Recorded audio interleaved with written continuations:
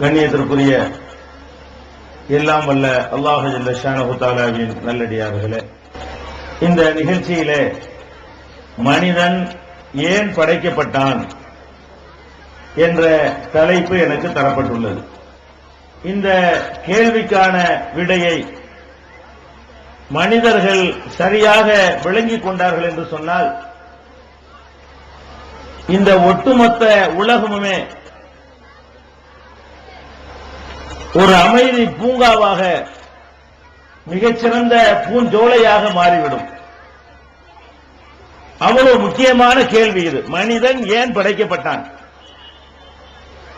மனிதனுக்கு அல்லாஹ் ரப்பல் ஆலமீன் மிகப்பெரிய அறிவையும் ஆற்றலையும் வழங்கி இருக்கிறான். இந்த ஆற்றலை கொண்டு மனிதன் ஏராளமான சாதனைகளை இந்த உலகத்திலே நிகழ்த்திக் கொண்டிருக்கிறான். அவன் நிகழ்த்திய சாதனைகளை பார்த்து அவனே பிரமிக்கிறான். இதை நம்ம தான் கண்டுபிடிச்சோமா? இப்படிப்பட்ட அற்புதத்தை நாம தான் கண்டுபிடிச்சோமா என்று பிரமிக்கிற அளவுக்கு மனிதன் எங்கேயோ போய் கொண்டிருப்பதை பார்க்கிறோம். அதிலையும் குறிப்பாக இந்த மின்சக்தி கண்டுபிடிக்கப்பட்ட இந்த 50 ஆண்டுகளிலே பல்லாயிரம் ஆண்டுகளுக்கு நிகரான ஒரு முன்னேற்றத்தை மனிதன் இப்ப அடைஞ்சிருக்கிறான்.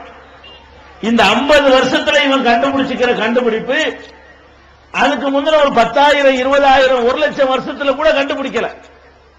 அந்த அளவுக்கு மனிதன் ரொம்ப பெரிய, இவனுக்கு நிகரான ஒரு படைப்பு இல்லை என்பதை பல விதங்களிலே நிரூபித்துக் கொண்டிருப்பதை நாம் பார்க்கிறோம்.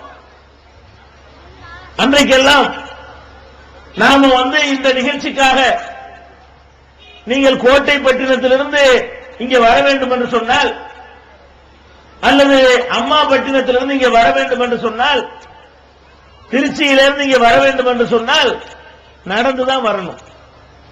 தலையில மூட்டை சுமந்து கொண்டு, கட்டிச்சோரை கட்டிக்கொண்டு, பல தடைகளை கடந்து, கரடு முரடான பாதைகள்ல சேர்வதற்கு ஒரு நாள் பிடிக்கும்.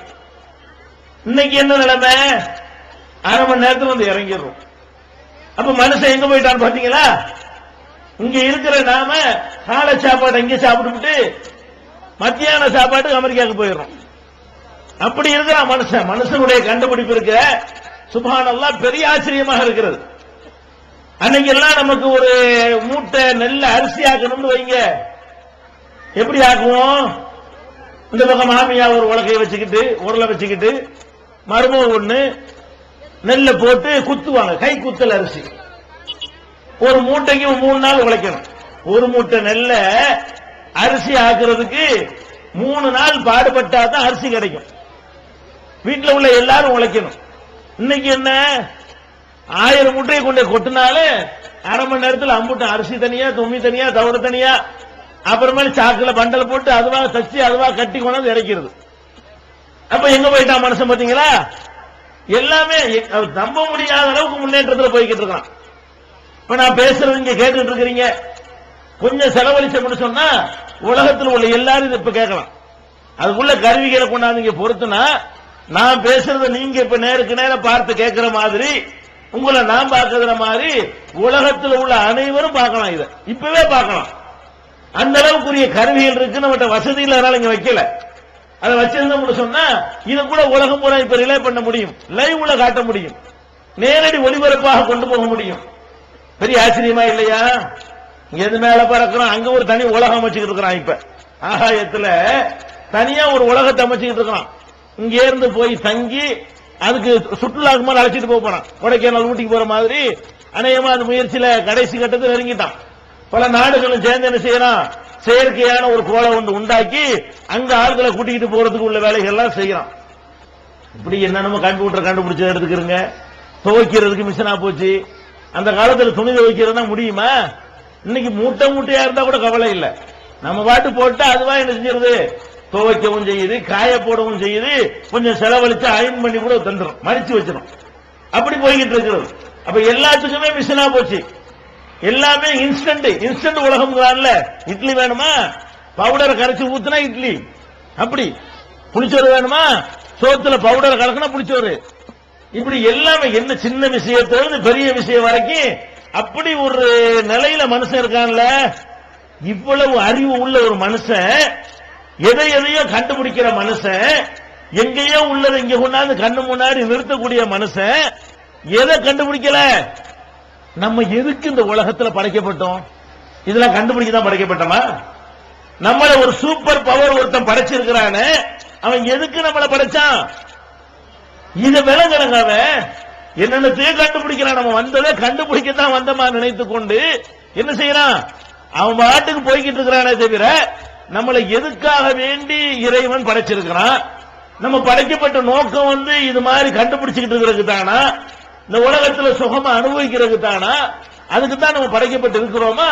அதை விட வேற ஏதாவது லட்சியம் இருக்குமா அப்படின்னு சிந்திக்கணுமா இல்லையா? இதை சிந்திக்க தவறிவிட்டான். அதனுடைய விளைவு என்ன? இவன் கண்டுபிடிப்பு கண்டுபிடிப்பு கண்டுபிடிப்பு போய் கொண்டிருக்கிற வரைக்கும் நல்ல விஷயங்கள்ல ரொம்ப பள்ளத்தில் உளுந்துகிட்டே இருக்கான். அதை நீங்க பாக்குறீங்க. அறிவுலதான் மேல போறானே தவிர நடத்தையில எடுத்து பாருங்க. கண்டுபிடிப்புகளை வச்சு நீங்க பாத்தீங்கன்னா 50 வருஷத்துக்கு முன்னாடி உங்க அப்பம் பாட்டை அனுபவிச்சதோட நல்லா அனுபவிக்கிறீங்க. நன்னடத்தை, ஒழுக்கம், நேர்மை, பண்பாடு இதை எடுத்து பாத்தீங்கன்னா நம்ம அப்பம் பாட்டை எவ்வளவு தேவலை. அவன் பொய் சொல்ல மாட்டான். யாரு? உங்க தாத்தா காலத்துல எல்லாம் பொய் சொல்றவங்க ரொம்ப கம்மி. இப்ப என்ன செய்யறான்? 1 லட்சம் ரூபாய் கடனை வாங்கிட்டு நீ யாருன்னு கேட்கறான். நான் உன்னை பார்த்ததே இல்லையேங்கிறான். இந்த மாதிரியான பிராடு செய்யக்கூடிய ஆளுங்க அன்னைக்கு பார்த்தோமா? ரொம்ப அங்க ஒண்ணு இங்க ஒண்ணு. அதாவது அந்த காலத்துல இருந்தாங்க. அந்த காலத்துல எடுத்துக்கிட்டீங்கன்னு சொன்னா அறிவு குறைஞ்ச காலம் நம்ம சொல்றோம். அவனுக்கு அறிவு பத்தாது, நமக்கு தான் அறிவு கூட, அவனுக்கு விவரம் போதாது, எங்களுக்கு தான் விவரம் கூட, அவன் குடிசையில வாழ்ந்தான், நாங்க அரண்மனையில வாழ்றோம், அவன் நடந்து போனா, நாங்க விமானத்துல போறோம், அப்படி எல்லாம் சொல்றீங்களே, அதெல்லாம் உண்மைதான். ஆனா அவன் ஒழுக்கமா இருந்தானே, அவன் விசாரம் பண்ண மாட்டானே, அங்க ஒண்ணு இங்க ஒண்ணா நடக்கும், மோசடி பண்ண மாட்டானே, கலப்படம் பண்ண மாட்டானே, இதற்கு அதுல போடுறது, அதுக்கு இதுல போடுறது இருக்க அதை செய்ய மாட்டானே, வாங்கின கடனை மறுக்க மாட்டானே. அப்ப நீங்க நமக்கு முன்னாடி உள்ள காலத்தை போய் பார்த்தீங்கன்னு சொன்னா, எந்த காலத்துல இந்த அறிவு கண்டுபிடிப்பு கம்மின்னு நம்ம சொல்றோமோ அந்த காலத்து மக்கள்கிட்ட சொல்ல மீறக்கூடாது, வாக்கு நிறைவேற்றணும், சுத்தமா இருக்கணும், நம்மனால யாருக்கும் நெருங்கல் வரக்கூடாது. அதெல்லாம் இருந்துச்சா இல்லையா? அந்த காலத்திலையும் இருந்தது, கெட்ட செயல்கள்லாம் இருந்தது, இவ்வளவுக்கு இருக்கல. அந்த காலத்துல போதை, எல்லாரும் போதை பொருள் குடிப்பான். என்ன குடிப்பான்? அதிகபட்சமா பனை மரத்துல தென்னை மரத்துல கல் இறங்கிட்டு வந்து அதை குடிப்பான். அது ஏதோ ஒரு சின்ன அளவுக்கு போதையை தரும். முன்னேறிட்டாகல்ல. இவன் என்ன பண்றான்? இவனும் போதை பொருளை பயன்படுத்துறான். எப்படி? அது பத்தல. எது பத்தல? தென்னை மரத்திலிருந்து இறக்கக்கூடிய கல்லு, பனை மரத்திலிருந்து இறக்கக்கூடிய கல்லு போதை ஏத்தருக்கு இவருக்கு பத்தல. என்ன செய்யறான்? சாராயத்துக்கு மாறுறான். சாராயமும் பத்தல. சாராயத்தில் என்ன பண்றான்? நச்சு பள்ளி நமச்சாரத்தை எல்லாம் போட்டு அதெல்லாம் ஊற வச்சு காய்ச்சி அதை குடிக்கிறான். அதுவும் பத்தல. நான் சிரிக்கிறது சொல்லல, நிஜமாவே இதெல்லாம் போடுறாங்க. சாராயம் குடிச்சு சாவுண்டு வருத, அதெல்லாம் நச்சு பள்ளி சமாச்சாரம் தான். அதையெல்லாம் போட்டு நல்ல கிக்கு ஏறும் அப்படின்னு சொல்லி அந்த போதை அட்வான்ஸா போறாங்க. அறிவாளியில உள்ளா அந்த காலத்துல கூமுட்டை விவரமான ஆளு, விவரமான ஆளுங்கிற என்ன பண்றான்? இப்படி சாராயம் போதை பொருள் குடிக்கிறதுல கூட டெவலப் ஆகிட்டே இருக்கிறான். எப்படி டெவலப் ஆகுறான்? அதுவும் பத்த மாட்டாங்க கொஞ்ச நாளைக்கு. இந்த போதையை அப்படித்தான். முதல்ல ஒரு பெக்கு அடிப்பான், அது ஒரு மாசம் ஓடும், அப்புறம் 1 அடிச்சா தான் சரியா வரும், அது கொஞ்ச நாளைக்கு ஓடும், அப்புறமே போதை தராது. அப்புறம் என்ன செய்யணும்? 2 பெக்கு அடிக்கணும், அப்புறம் அதுவும் பத்தாது கொஞ்ச நாளைக்கு, அப்புறம் 3, அப்புறம் வயிற்றுல இடம் இருக்காத, பொருளை மாத்து, இது சரி வராது. இதை விட்டு அட்வான்ஸ் ஏதாவது இருக்குதா? அதை சிந்திக்கிறான். அது பத்தல என்ன செய்யறான்? ஹெராயின் பவுடருங்கிறான். அப்படி நாக்கில் வச்சாலே போத, பெத்தடின் ஊசிங்கிறான், இன்ஜெக்ஷன் போட்டு போதை ஏத்துறான். போதைய ஊசி மருந்துல கொண்டாந்து ஏத்திக்கிட்டு அவனா ஏத்திக்கிட்டு அப்படியே மெய் மறந்து ஆடுறான். பத்த மாட்டேங்குது. அப்ப இவங்க அறிவை கொண்டு என்னத்தை கண்டுபிடிக்க முடியுது? கெடுக்கிறதுக்குரிய எல்லாத்தையும் அழகா கண்டுபிடிக்கிறான். அந்த காலத்திலையும் குடிச்சான், இந்த காலத்திலையும் குடிச்சான். அந்த காலத்தில் என்ன குடிச்சான்? கல்லு குடிச்சான்.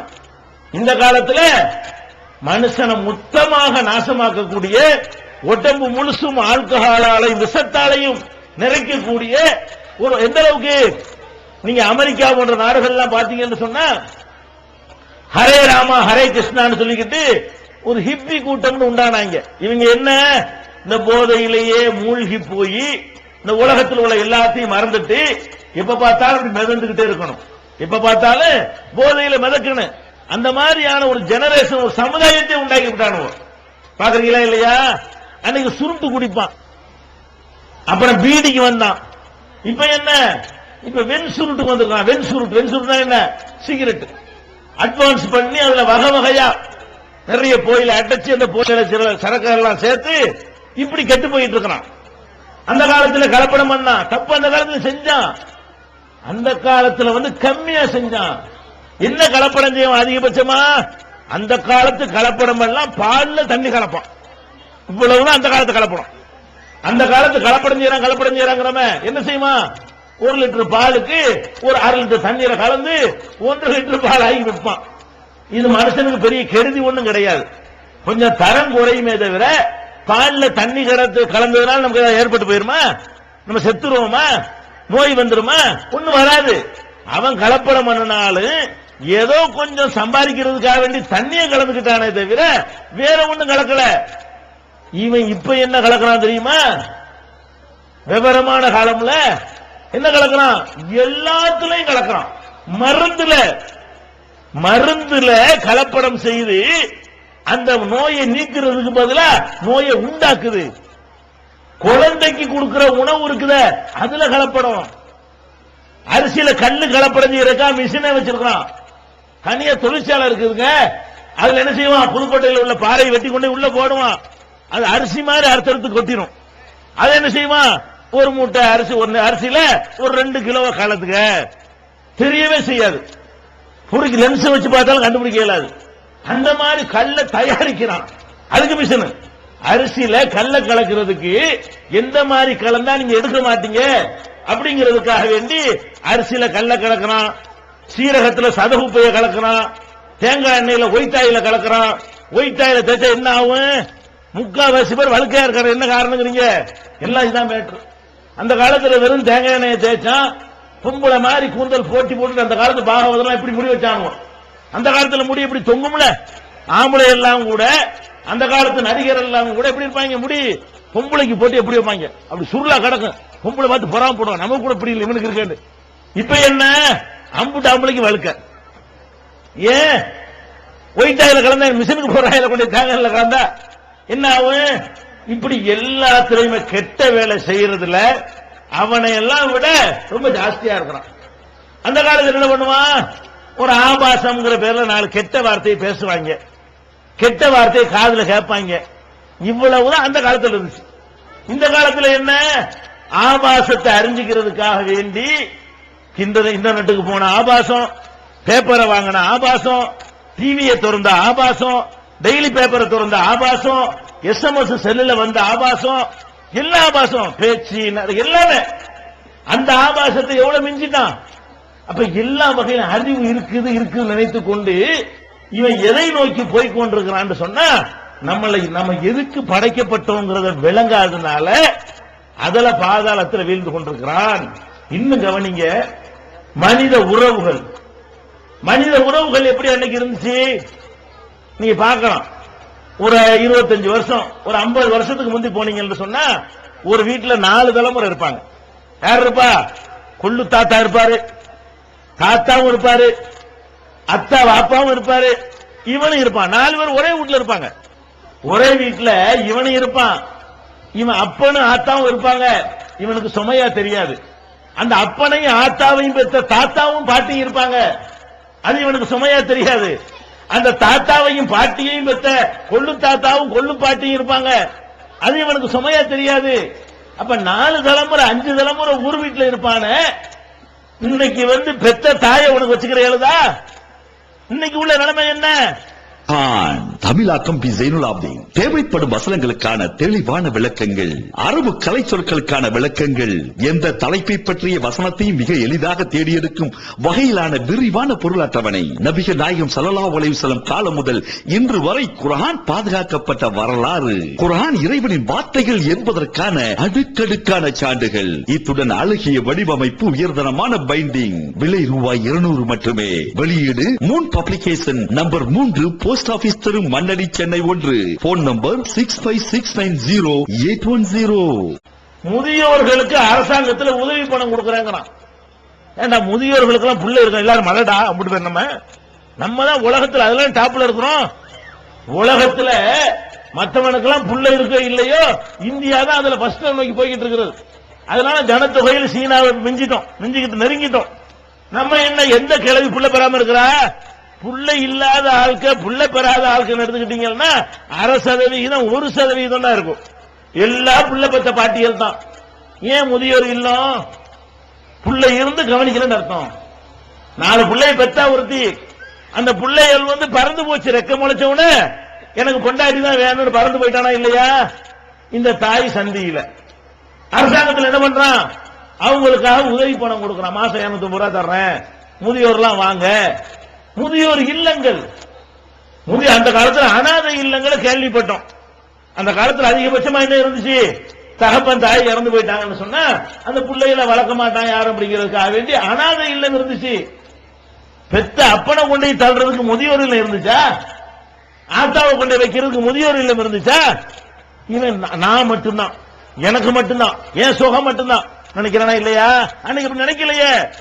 இவன் முதியோர் இல்லத்துல வச்சான், தாய் தந்தையை கவனிக்கிறது வணக்கம் நினைச்சா, இபாதத்து நினைச்சா, தாய் தந்தையை கவனிக்கிறது கடமை நினைச்சா. நம்மளை எவ்வளவு கஷ்டப்பட்டு வளர்த்தாங்க. நம்ம இப்படித்தானே மலம் கழிச்சிருப்போம், இப்படித்தானே சிறுநீர் கழிச்சிருப்போம், இப்படித்தானே அத்தா மடியில உட்கார்ந்து நம்ம நாசமாக்கி இருப்போம். அதெல்லாம் சகிச்சுதானே நம்மளை வளர்த்தாங்க, நமக்கு சோறு போட்டாங்க, நம்மளை படிக்க வச்சாங்க, ஆளாக்கி இருக்கிறாங்க அப்படின்னு விசுவாசம் இருந்தது. அவன் அதே மாதிரி தூக்குனான், தாயை தாங்கினான், தகப்பனை தாங்கி பிடிச்சான். இன்னைக்கு அதெல்லாம் காண முடியுதா? யார நீங்க காட்டுமிராண்டிகள் சொல்றீங்களோ, யாரு விவரம் இல்லாத சொல்றீங்களோ, அவன் எப்படி இருந்தா நீங்க எப்படி இருக்கிறீங்க? நீங்க என்ன இருக்கிறீங்க? அவன் குடிசே, நாங்க பங்களா, அதை வேணா பெருமை அடிச்சுக்கலாம். அவன் மண்ணெண்ணெய் விளக்கு, நாங்க சோடியம் விளக்கு, இது வேணா பெருமை அடிச்சுக்கலாம். அட ஓ நாகரிகம் என்ன, அவன் நாகரிகம் என்னடா? உன் பண்பாடு என்ன, அவன் பண்பாடு என்ன?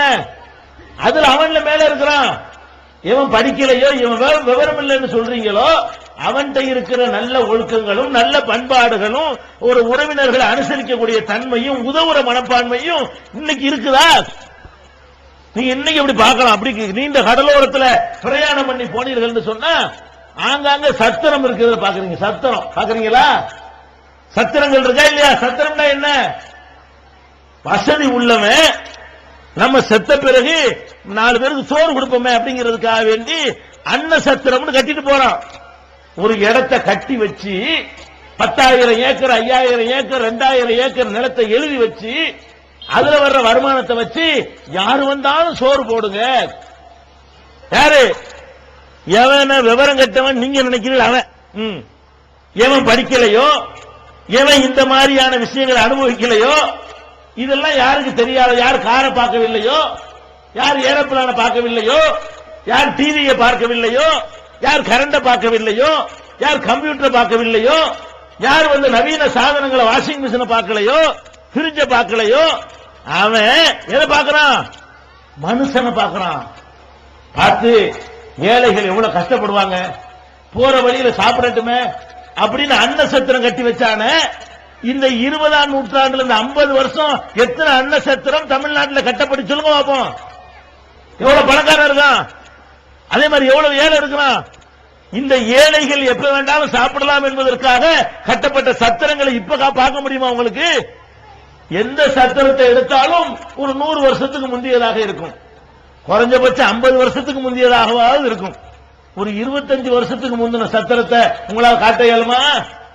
அந்த மாதிரி சத்திரத்தை நல்லது பூரா பண்ணான். அதாவது அவன் விளங்கி இருந்தான், நம்ம எதுக்கு படைக்கப்பட்டோம், இந்த பணம் நமக்கு எதுக்கு, நம்ம சுகமா இருக்கிறதுக்கா, இந்த உடல் நமக்கு அல்லாஹ் தந்திருக்கிறானே நம்ம இன்பமா இருப்பதற்கா, அந்த கேள்வியை விளங்கின காரணத்தினால் எதை நம்மளால ஏண்ட அளவுக்கு நல்ல காரியங்களை செஞ்சுட்டு போகணும், அதன் மூலமாக நிக்கணும், அதன் மூலமாக நன்மை அடையணும் அப்படி நினைச்சானா இல்லையா? எல்லா ஊர்களையும் குளம் வெட்டி போட்டான், எல்லா ஊர்களையும் கிணறு வெட்டினான்.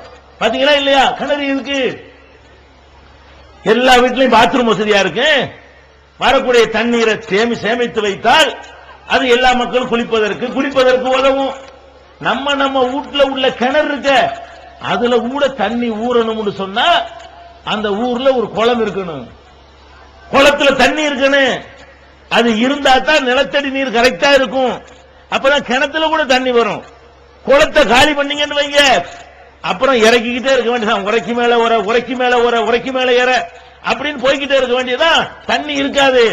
40 அடி 80 அடி 160 அடி எல்லாம் மல்டிப்ளை ஆகிட்டு இருக்கிறது. அவ்வளவு அடி போட்டா கூட கிணத்துல தண்ணியை காணோம். அந்த காலத்துல என்ன? மீடியா வேல்டு வழங்கும் புதிய தலைப்புகள். சகோதரர் எஸ்.எம். பாக்கர் ஆற்றிய உரைகள். இஸ்லாமும் அரசியலும் கிருஷ்ணாம்பேட்டை. ஒற்றுமை புத்தானத்தம். இஸ்லாமிய பெண்கள் அன்றும் இன்றும். வரதட்சணை ஓர் வன்கொடுமை இலங்காக்குறிச்சி. முஸ்லிம்களின் தனியிட ஒதுக்கீடு சிவகாசி. சகோதரர் பிரதோசி ஆற்றிய உரைகள். மௌலூது ஒரு ஆய்வு பேராபூரணி. தகடு தாயத்து துபாய். கடன் வரதட்சணை துபாய். அல்லாஹுவை நம்புவது எப்படி? தவறான குற்றச்சாட்டுகளும் தக்க பதில்களும். எஸ்.எஸ்.யு. சைபுல்லா ஹாஜா பண்டாரவாடை. நபிசல் அவர்களின் வாழ்க்கை வரலாறு. சம்சுலுகா ரஹ்மானி மதுரை. இன்றைய கலாச்சார உலகில் இஸ்லாமியர்களின் பொறுப்பு. எம்.எஸ். சுலைமான் கத்தார். நன்மையின் பக்கம் விரைந்த பெண்களும் தீமையின் பக்கம் விரைந்த பெண்களும். பெமினா மாஜிதா பேகம். பெண்களை கண்ணியப்படுத்தும் மார்க்கம் இஸ்லாம் அறந்தாங்கி. தொழுகையின் அவசியம் அறந்தாங்கி மற்றும் மார்க்க அறிஞர்கள் உரையாற்றிய 1000க்கும் மேற்பட்ட தலைப்புகள் கிடைக்கும் இடம் மீடியா வேல்ட், 81 அங்கப்பநாயக்கன் தெரு, மண்ணடி, சென்னை 1. Cell number 94436006 9380459818. நம்ம வீட்டுல உள்ள கிணறு இருக்க, அதுல கூட தண்ணி ஊறணும்னு சொன்னா அந்த ஊர்ல ஒரு குளம் இருக்கணும், குளத்துல தண்ணி இருக்கணும். அது இருந்தா தான் நிலத்தடி நீர் கரெக்டா இருக்கும். அப்பதான் கிணத்துல கூட தண்ணி வரும். குளத்தை காலி பண்ணீங்கன்னு வைங்க, அப்புறம் இறக்கிக்கிட்டே இருக்க வேண்டியதான். உரைக்கு மேல ஏற அப்படின்னு போய்கிட்டே இருக்க வேண்டியதான். தண்ணி இருக்காது. 40 அடி 80 அடி 160 அடி எல்லாம் மல்டிப்ளை ஆகிட்டு இருக்கிறது. அவ்வளவு அடி போட்டா கூட கிணத்துல தண்ணியை காணோம். அந்த காலத்துல என்ன? இப்படி குனிஞ்சு தண்ணி அள்ளலாம். கிணத்துல அப்படி குனிஞ்சு கயிறு போடாம வாரி விட்டு என்ன செய்யலாம்? தண்ணி அள்ளலாங்கிற நிலைமை இருந்துச்சா? ஏன்?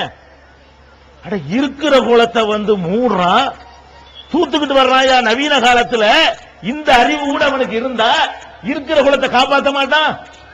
இருக்கிற குளத்தை மூடுறான், அதுல போய் ஊட்ட கட்டிக்கிட்டு ஆக்கிரமிப்பு செய்யறான். ஏரிகள் பூரா வீடுகளாகி விட்டது, கண்மாய்கள் எல்லாம் வீடுகளாகி கொண்டிருக்கிறது, குளம் எல்லாம் பட்டா போட்டுக்கிட்டு இருக்கிறான். அப்ப குளம் குட்டை ஏரி எல்லாமே அவன் சுயநலத்துக்கு எடுத்துக்கிட்டு இருக்கிறான. இவன் யாரு அவன் யாரு? யார் அறிவுள்ளவன்? இப்ப அப்ப நம்ம விளங்கன்னு நம்ம படைக்கப்பட்டது இது எல்லாத்துக்கும் பேசிக்க என்ன தெரியுமா? இவன் நினைக்கிறான் இந்த 20ஆம் நூற்றாண்டு 21ஆம் நூற்றாண்டு மனுஷன் நினைக்கிறான் இந்த உலகத்துல நான் படைக்கப்பட்டது நான் எல்லாத்தையும் அனுபவிச்சிருந்தேன். அவன் நினைக்கிறான். இவன் ஏன் படைக்கப்பட்டான்னு அவன்கிட்ட கேட்டா சொல்றான். ஏன் படைக்கப்பட்டான் தெரியுமா? என்னென்ன இருக்கோ எல்லாத்தையும் அனுபவிக்க என்ஜாய் பண்றதுக்கு படைக்கப்பட்டாங்கிறான். கேட்டா ஏன்டா படைக்கப்பட்ட? அனுபவிக்கத்தான், ஜாலியா இருக்கத்தான். என்னென்ன இருக்க எல்லாத்தையும் பார்த்து பண்ணும். கைக்கு என்னென்ன இருக்கு அவளையும் கையால் அனுபவிச்சிடணும். நாக்குக்கு என்னென்ன இன்பம் இருக்கு அவளை அனுபவிச்சு பண்ணணும். கண்ணுக்கு என்னென்ன இன்பம் இருக்கு அவளையும் பார்த்து போடணும். காதுக்கு எவ்வளவு இன்பம் இருக்கு அவளையும் பார்த்து. காது செவிடா போனாலும் பரவாயில்லை, மாட்டிக்கிட்டு அட்டிக்கிறான். டம்மு போட்டு காதுல 24 hours மாட்டிக்கிட்டு கேட்டுக்கிட்டே இருக்கிறான். செவிடா போனாலும் பரவாயில்லை, அம்புட்டு பாட்டையும் கேட்டு முடிச்சிருவேன் அப்படின்னு சொல்லி காதுக்கு எது இன்பம் அதை பார்த்து பொண்ணு. ஒவ்வொரு அங்கத்துக்கும் ஒவ்வொரு உறுப்புக்கும் என்னென்ன இன்பங்கள் என்று நினைக்கிறானோ அத்தனையும் அனுபவிக்கத்தான் நான் படைக்கப்பட்டிருக்கிறேன். ஆம்புளையும் நினைக்கிறான், பொம்புளையும் நினைக்கிறான், கிழவன் நினைக்கிறான், கோமரன் நினைக்கிறான், கிழவியும் நினைக்கிறாள், குமரையும் நினைக்கிறாள். இந்த உலகம் எப்படி இருக்கிறது என்றால் நாம சொகுசாக வாழ்வதற்கு படைக்கப்பட்டு இருக்கிறோம். இஸ்லாம் சொல்லுது இல்ல, நீ படைக்கப்பட்டது இதுக்கு இல்ல. நீ படைக்கப்படுவது நீ சுகமாக இருப்பதற்கு அல்ல.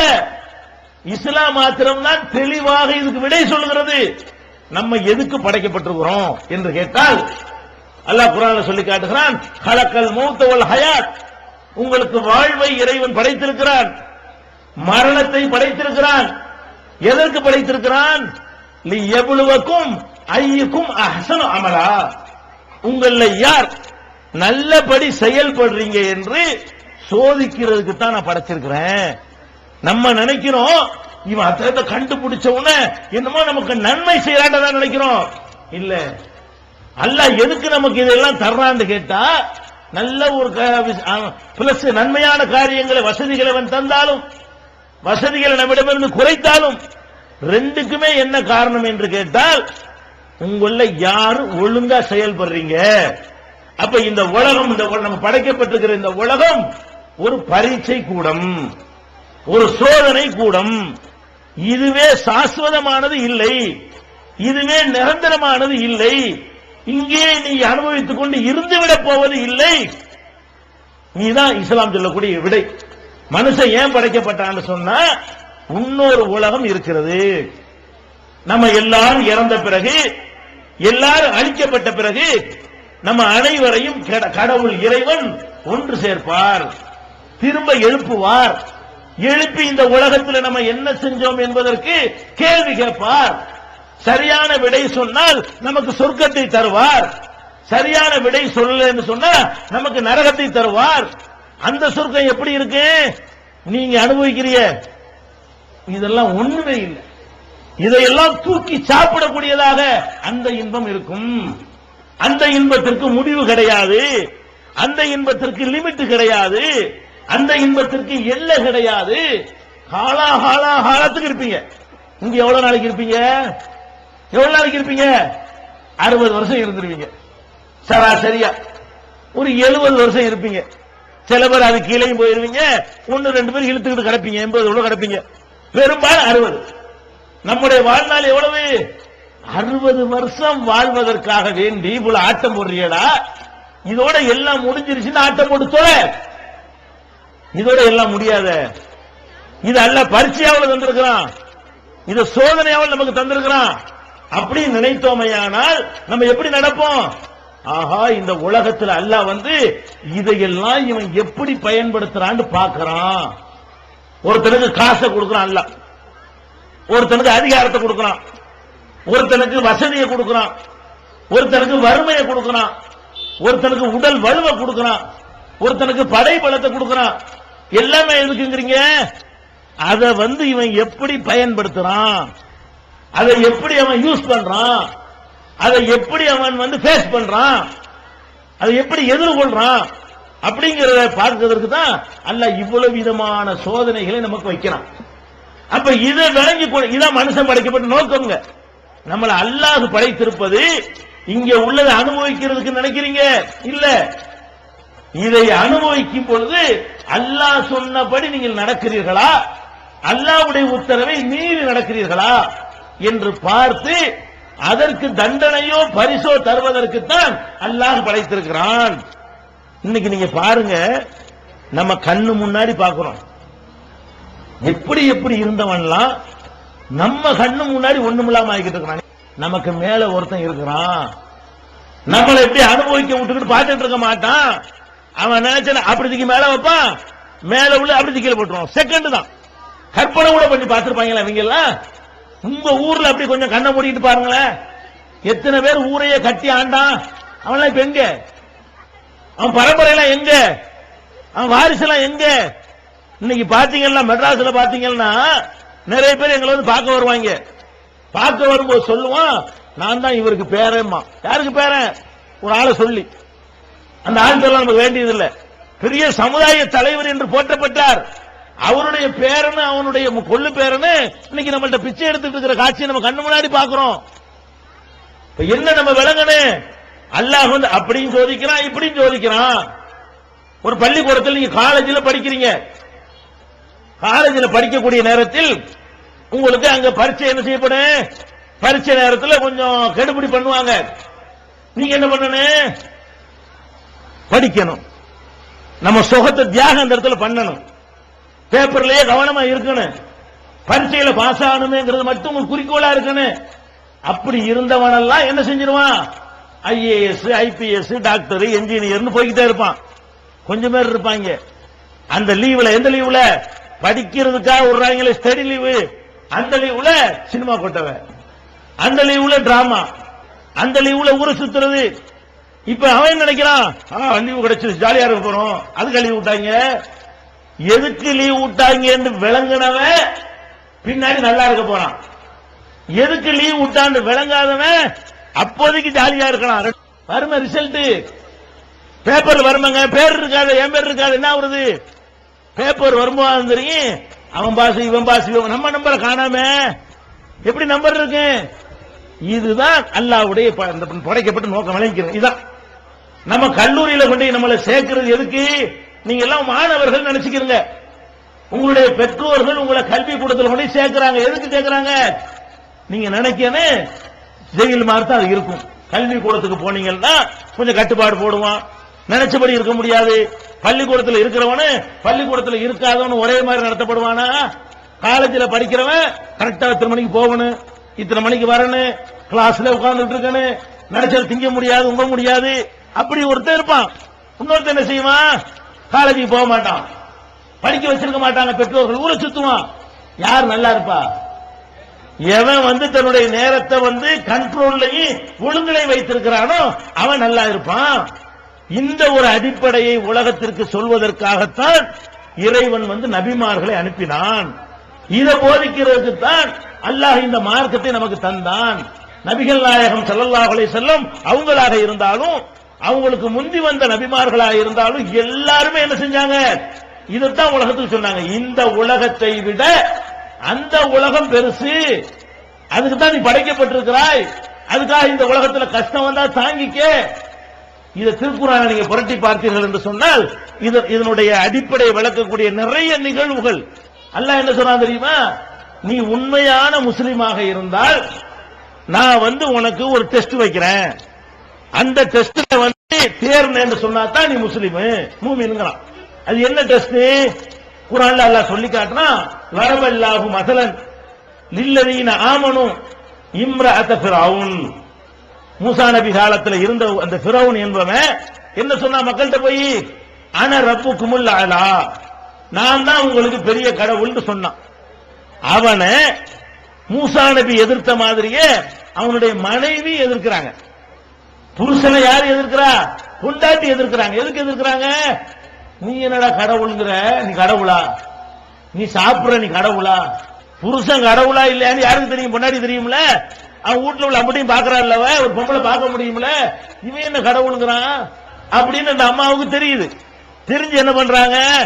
இவனையும் நம்மளையும் படைச்ச ஒருத்தர் இருக்கிறான், சூப்பர் பவர் இருக்கிறான் அப்படின்னு சொல்லி இறைவன் தான், அல்லாஹ் தான் என்னுடைய கடவுள் என்று ஏற்றுக்கொண்டார்கள். மூசா நபியுடைய கொள்கையை நம்பினார்கள். இது அவனுக்கு தெரிஞ்சு போச்சு. யாருக்கு? புருஷங்காரனுக்கு தெரிஞ்சிருச்சு. தெரிஞ்சா என்ன நடக்கும்? தெரிய முந்தி என்ன நடக்கும்? அவன் ராஜான்னு சொன்னா இந்த அம்மா ராணி. ராணிக்கு என்ன கிடைக்கும்? ராஜாவுக்கு கிடைக்கிற அவளும் ராணி கிடைக்குமா இல்லையா? இந்த காலத்தில் கிடைக்குத. ஜனநாயக நாடுங்கிறான், மக்களால் தேர்ந்தெடுக்கப்பட்ட அரசாங்கம் இருக்குன்னு சொல்றான். இந்த காலத்திலே ஒரு அமைச்சர் வந்தாருன்னு சொன்னா அமைச்சரோட பொண்டாட்டியும் கூட்டிட்டு வர்றாரு. அமைச்சர் போற இடத்துக்குலாம் பொண்டாட்டியும் போகலாம். அப்ப ஒரு சர்வாதிகார மன்னனுடைய ஆட்சியில அந்த அம்மா எப்படி இருந்திருப்பாங்க? எப்படி வேணாலும் இருந்திருப்பாங்க. வேண்டியதை அனுபவிச்சிருப்பாங்க, வகை வகையா நகை போட்டிருப்பாங்க, வகை வகையா ஆடை அணிஞ்சிருப்பாங்க, அரண்மனையில வசிச்சிருப்பாங்க, பட்டுலையே என்ன செய்வாங்க, முழுகி குளிச்சிருப்பாங்க, கழுதப்பால்ல குளிச்சதெல்லாம் வரலாறு இருக்கிறது, அழகு கிடைக்கும். அப்ப அந்த மாதிரி வாழ்ந்த அந்த அம்மா என்ன யோசிக்கிறாங்க? நம்ம புருஷன் சொல்றபடியே இருந்துட்டோம்னு சொன்னா இவ்வளவு நல்லா அனுபவிக்கலாம். பொம்பளைங்க அதைத்தானே விரும்புவாங்க. ஆம்பளைக்கு டேஸ்டுக்கும் பொம்பளை டேஸ்டுக்கும் வித்தியாசம் இருக்குங்க. ஆம்பளையில எதுல டேஸ்ட் இருக்குது தெரியுமா? ஆம்பளை திங்கிறதுல நல்லா டேஸ்ட் பார்ப்பான். ஆம்பளை பொறுத்தவரைக்கும் எதுல ரொம்ப அவனுக்கு நாக்குல ரொம்ப சுகம் ரொம்ப ஜாஸ்தியா வேணும். அதனால வீட்டுல நல்லா நிறைய ஆக்கினாலும் பொரிச்சாலும் அம்புட்டு இந்த விட்டு வெறிச்சட்டி போட்டு போயிருவான். சரியா? பொம்பளைக்கு என்ன? திங்குறீங்களோ உங்குறீங்களோ அதை பத்தி பிரச்சனை இல்லை. அடுத்த வீட்டுக்காரன் பார்க்கும்போது அவனை விட நம்ம நல்லா இருக்கணும். நீங்க எதை விரும்புவீங்க? உங்களுடைய நாட்டம்லாம் என்னன்னு கேட்டா, அவன் 10,000 ரூபாய்க்கு படம் வாங்கினால நான் 10,500 ரூபாய்க்காச்சும் வாங்கிடணும். அதான் வீட்டுல சோறு இல்லாட்டாலும் பரவாயில்ல, அவன் என்ன செய்யறா 14 இன்ச்சு டிவி வாங்கினாலா, எனக்கு 21 இன்ச்சு. ஏன் உங்கள்கிட்ட 14 எங்கள்கிட்ட 21 சொல்லணும். இது யார்கிட்ட உள்ள நோய்? எல்லா பொம்பளைகள்ட்டையும். நாங்க வாட்சி வாங்கினா என்ன செய்வோம்? நாங்க கட்டிக்கிட்டு நாங்களா போய்கிட்டு இருப்போம். நீங்க ஒரு மோதிரம் வாங்கினா நல்லா இருக்குதா, நல்லா இருக்குதா, பக்கத்து வீட்டுல நம்ம காட்டணும், மண்டை வெடிச்சிடும். அப்ப நம்ம எதுக்கு வாழ்றோம்? பொம்பளைகள்கிட்ட ஒரு நோய் இருக்கிறது. என்ன நோய்? அவர்களுக்கு தேவை இருக்கிறதோ இல்லையோ, அது அவசியமோ இல்லையோ, அவர்கள் தங்களுக்காக வாழாமல் அடுத்தவருக்கு தான் வாழ்வார்கள். இப்படி வாழக்கூடாது. அடுத்தவரை உங்களால் திருப்திப்படுத்த இயலாது. அடுத்தவரை சந்தோஷப்படுத்த நினைத்தால் நீங்கள் தோத்து போயிருவீங்க. இன்னைக்கு என்ன டெலிபோன்ல குடும்பம் ஒரு வாழ்க்கையா இது? அவனை 65 வயசுல நாட்டில் உட்கார வைக்கிறீங்க, அனுபவிக்கிற நேரத்தில் வெளியே அனுப்பி விடுறீங்க. 65 வயசுல வீட்டுக்கு வந்து என்ன செய்ய போறாங்க? என்ன செய்ய போறான்னு கேட்கிறேன். எவனை என்னவோ நினைச்சிட்டு போடா, நான் சந்தோஷமா இருக்கணும் நினைக்கிறோமா இல்லையா? ஆம்பளை நாங்க அப்படி நினைக்கிறோம். ஆம்பளை எல்லாம் எப்படி நினைக்கிறோம்? பெரும்பாலான ஆம்பளைங்க நினைக்கிறோம், நம்மளை எல்லாம் எதுக்கு படைச்சான்? நம்ம சந்தோஷமா இருக்கணும், நமக்காக வாழணும், அடுத்தவனுக்கு வாழவே கூடாது. ஒரு கதை ஒண்ணு சொல்லுவாங்க. ஒரு கதை தான் இது. அது ஒரு புரிஞ்சு, அது ஒரு தத்துவம் இருக்கனால சொல்றாங்க. கதையெல்லாம் நமக்கு தேவையில்லாத விஷயங்கள்.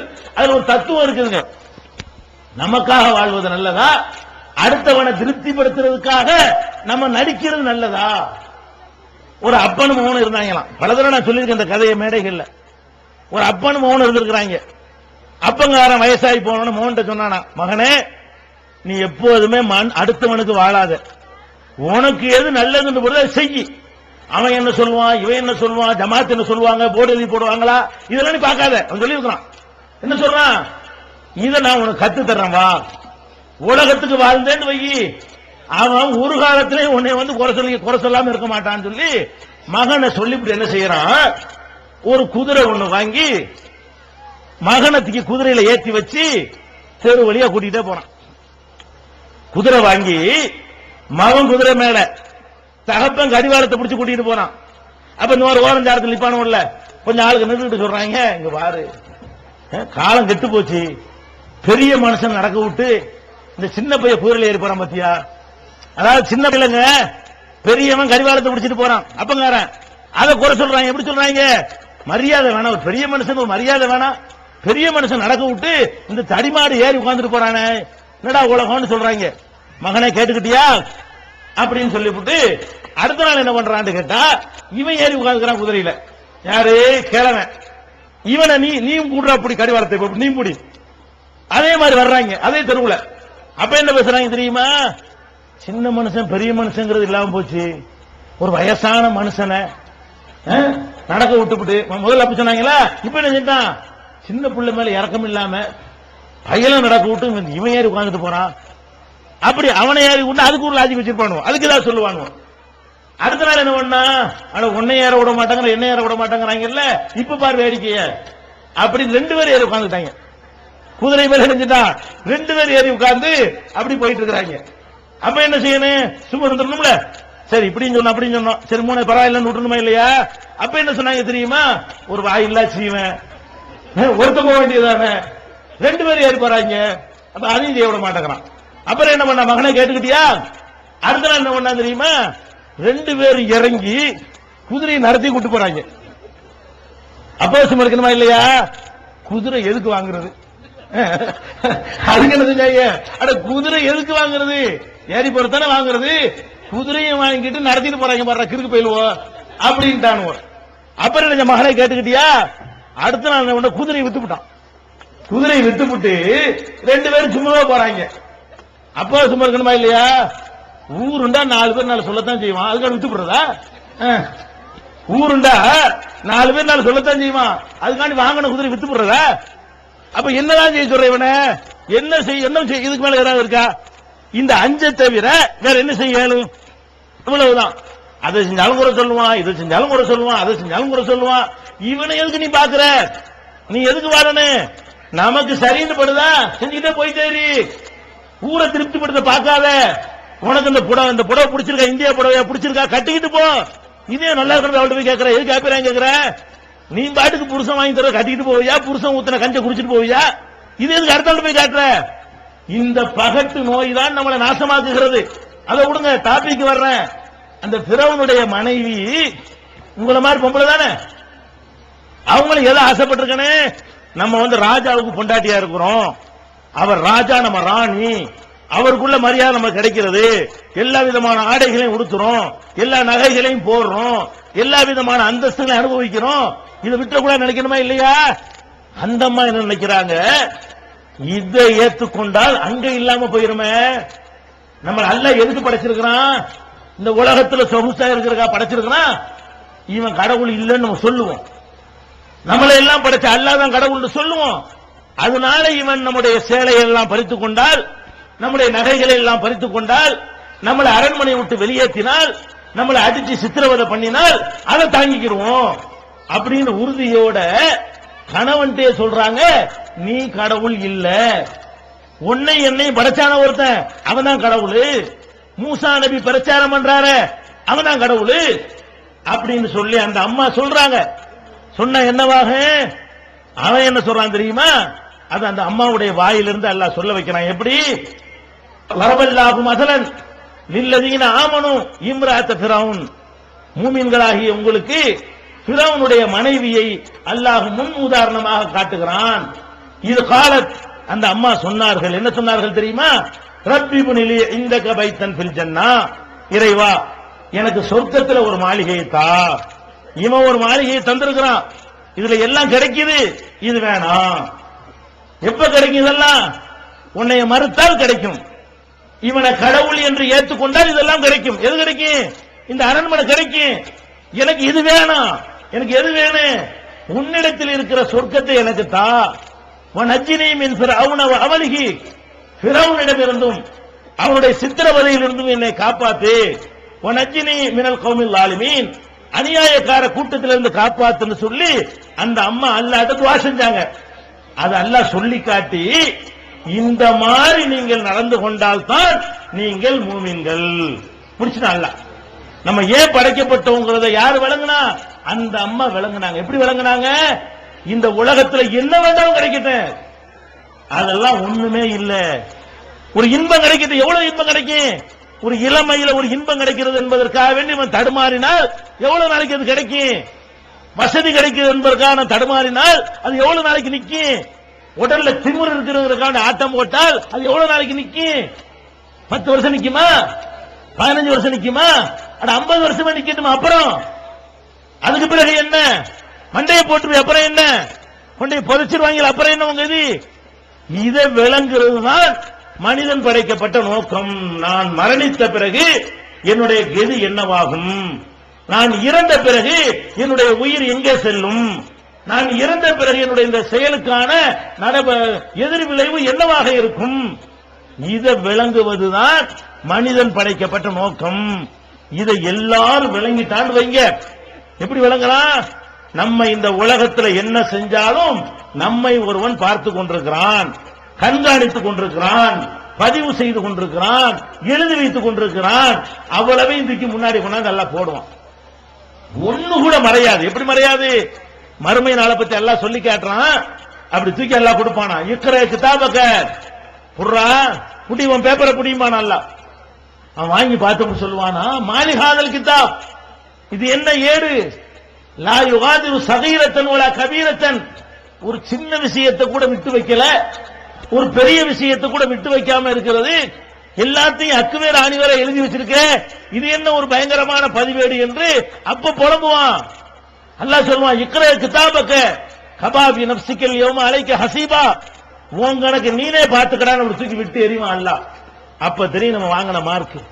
ஆஹா, எல்லாத்திலும் அடிபட்டு போயிட்டோமே, இந்த உலகம் தான் சதம் நினைச்சு ஏமாந்து போயிட்டோமே, வாழ்க்கையை நாசமாக்கிட்டோமே அப்படின்னு அங்க புலம்ப கூடாது என்றால், இங்கே இந்த உலகத்தில் வாழும் பொழுது இறைவன் எதை நமக்கு உத்தரவிட்டானோ, இறைவன் எதை கட்டளையிட்டானோ, எந்த மாதிரி வாழ்ந்தால் நீங்கள் மறுமையில வெற்றி பெறுவீர்கள் என்று சொன்னானோ அதன்படி உங்கள் வாழ்க்கை அமைத்துக் கொள்ள வேண்டும். நம்முடைய கண்டுபிடிப்புகளால், நம்முடைய அறிவுகளால், நம்முடைய சிந்தனைகளால், நம்முடைய அழகுகளால், நம்முடைய ஆற்றல்களால் ஒரு வெற்றியையும் பெற முடியாது. நம்முடைய தூய்மையான எண்ணத்தால், நல்ல நடத்தையால் தான் நம்ம வெற்றி பெற முடியும்.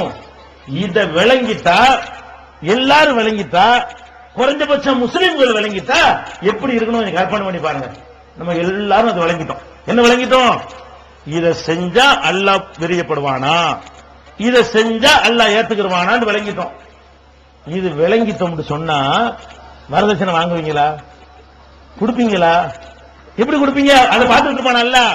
நம்ம வாங்குறது தெரியும், கொடுக்கிறது தெரியும், ஏமாத்துறது தெரியும், நடிக்கிறது தெரியும், எல்லாம் பார்த்துட்டு இருக்கானே. வரதட்சணை வாங்க மாட்டோம். இந்த மாதிரி நம்ம பக்குவப்பட்டோம்னு சொன்னா லஞ்சம், ஊழல், கலப்படம், பொய், பிராடு, பித்தலாட்டம் எல்லாம் நம்ம விட்டு போயிருமே. ஒரு புதிய ஜெனரேஷன், ஒரு புதிய தலைமுறையை உருவாகி போயிருமே. அப்படிப்பட்ட ஒரு சமூகத்தை படைப்பதற்காகத்தான், மாற்றுவதற்காகத்தான் அல்லாஹ் நபிமார்களை உலகத்திற்கு அனுப்பினான். அவங்க வந்த நோக்கமே மனிதன் ஏன் படைக்கப்பட்டான் என்பதை சொல்லித் தருவதற்குத்தான். மனிதன் படைக்கப்பட்டது இந்த உலகத்திற்கு அப்புறம் ஒரு உலகம் இருக்கிறது, அந்த உலகத்தில் நம்ம ஜெயிக்க வேண்டும். இந்த உலகத்தில் எவ்வளவு கஷ்டம் வந்தாலும் பரவாயில்லை. இது விளங்குனதுனால தாங்க சஹாபாக்கள் ரசூல்லா இருந்தாங்கல்ல, நபிமார்கள் இருந்தாங்கல்ல, இந்த சத்தியத்தை சொன்னதுக்கு எவ்வளவு அடி வாங்கினாங்க. விஷம் விட்டு போயிருக்கலாம்ல, அடி ஏன் தாங்க வேண்டுச்சு? ஊரை விட்டு விரட்டுறாங்க, முடியாதுன்னு உறுதியா நிக்கிறாங்க, அடிக்கிறாங்க, உறுதியா நிக்கிறாங்க, சமுதாயத்தில் ஒதுக்கி வைக்கிறாங்க, உறுதியா ஏன் உறுதியா நின்றாங்க? இது ஒரு மேற்றே இல்ல. நீ என்ன வேணாலும் பண்ணிக்கிறா, நாங்க இந்த உலகத்துல பதவி பட்டதுக்காக வேண்டியதை சொல்லிக்கிட்டு இருக்கிறோம், மறுமையில வெற்றி பெற சொல்றோம். இன்னைக்கு இந்த தௌஹீத் ஜமாத் ஏன் நிக்குது? நாங்க 27 வருஷமாக 1980 இருந்து கத்திக்கிட்டு இருக்கிறோம். இந்த 27 வருஷங்களாக நாங்கள் சொல்வதற்கும், அடி வாங்குவதற்கும், திட்டு வாங்குவதற்கும், பலவிதமான அடக்குமுறைகளுக்கு ஆளாவதற்கும், சிறைச்சாலைகளை சந்திச்சதற்கு என்ன காரணம்? அதை எதனால எங்களுக்கு தாங்கிக் கொள்ள முடிஞ்சது? இந்த உலகத்தில் நீங்க எவ்வளவு கஷ்டப்படுத்துறியோ அவ்வளவு நாங்க நல்லா இருப்பாட்டி. அது எனக்கு நன்மை இருக்கு. ஊரை விட்டு நீக்கு, எனக்கு நன்மை இருக்கு. பள்ளிவாசலுக்கு வராதுன்னு சொல்லு, எனக்கு நன்மை இருக்குது. நிக்கா புஸ்தகம் தரமாட்டேன்னு சொல்லு, அதுக்கு எனக்கு எங்க நன்மை இருக்குது. ஜெயில கொண்டு போட்டு மீதி, எனக்கு எங்க நன்மை இருக்குது. அப்படிங்கிற ஒரு நம்பிக்கையினால நீங்க நாங்கள் நின்றுட்டு இருக்கிறோம். அதனால தௌஹீத் ஜமாஅத்தின் பக்கம் மக்கள் கூட்ட கூட்டமா வந்துகிட்டு இருக்கிறாங்க. அப்ப எல்லாமே சீராக வேண்டும் என்று சொன்னால், எல்லாமே ஒழுங்காக வேண்டும் என்று சொன்னால், நம்ம படைக்கப்பட்டது இந்த உலகத்திற்கு இல்லை. எவ்வளவுக்கும் ஐயுக்கும் அகசன் அமலா, நல்ல அமல் செய்யக்கூடியவர்கள் யார் என்பதை சோதித்து பார்ப்பதற்கு தான். இதை விளங்கினீர்களேயானால் தொழுவாத ஒரு முஸ்லிம் இருக்க மாட்டான். ஏன்? நம்மள அல்லாஹ் எதுக்கு படைச்சான்? தொழுவாட்டி உனக்கு தெரியுமில்ல. நீங்க நோன்பு வச்சிருக்கீங்க, நோன்பு வச்சு சாப்பிடுவீங்களா? நோன்பு வச்சுக்கிற நீங்க பகல்ல சாப்பிடுவீங்களான்னு கேக்குறேன். சாப்பிட மாட்டீங்க, அல்லாஹ் பார்த்துட்டு இருக்காண்டு. அதனால தானே. அப்ப 5 வேளையும் தொழுவாட்டி அல்லாஹ் பார்க்க மாட்டானா உங்கள? அல்லாஹ் இருக்கான்னு ஒரு பக்கம் நம்புறீங்க, தொழுவ மாட்டேங்கிறீங்க. இப்ப தொழுவாட்டி அல்லாஹ் தெரியாதப்ப நீங்க என்ன நினைக்கிறீங்க? அல்லாஹ் பார்க்கிறான், அல்லாஹ் பார்க்கிறான்ங்கிற நம்பிக்கை உண்டாக்கத்தானங்க இந்த வணக்கமெல்லாம் அல்லாஹ் தந்திருக்கிறான். அப்ப இந்த மாதிரி நம்மள்ட்ட நம்பிக்கை வந்து விட்டது என்று சொன்னால், தொழுகை, நோன்பு, ஜக்காத், ஹஜ் எல்லாம் நம்ம இடத்துல வந்துவிடும். தானம், தர்மம், ஒழுக்கம், பண்பாடு எல்லாமே வந்துவிடும். ஒட்டுமொத்த சமுதாயமுமே நபிகள் நாயகம் ஸல்லல்லாஹு அலைஹி வஸல்லம் உருவாக்கியது போல சஹாபாக்களை போன்றவர்களாக மாறிடுவோம். அப்படி மாற வேண்டுமானால் நீங்க ஒரு பாடத்தை கற்றுக்கொள்ள வேண்டும். ஃபிரௌனுடைய மனைவி எப்படி இந்த உலகத்து இன்பத்தை பெருசாக கருதாமல் மறுமையில வெற்றி பெறுவதற்கு ஏற்ற வழியை தேர்ந்தெடுத்துக் கொண்டு அதுக்காக எல்லா இன்பத்தையும் இழந்து அடி உதைகளுக்கு ஆளாகி, துன்பங்களுக்கு ஆளாகி, சித்திரவதைகளுக்கு ஆளாகி உறுதியாக நின்றார்களோ அந்த மாதிரி நாங்களும் நிற்போம் என்ற பாடத்தை நம்ம பெற்றுக்கொள்ள வேண்டும். அப்படி பெற்றுக்கொண்ட நன்மக்களாக அல்லாஹ் ரப்பல் ஆலமீன் நம் அனைவரையும் ஆக்கி அருள் புரிவானாக என்று கூறி, எனக்கு வழங்கப்பட்ட நேரம் முடிந்துவிட்ட காரணத்தினால் உரையை நிறைவு செய்கிறேன். வாஹிரு தாவானா அல்ஹம்துலில்லாஹி ரப்பில் ஆலமீன். அஸ்ஸலாமு அலைக்கும்.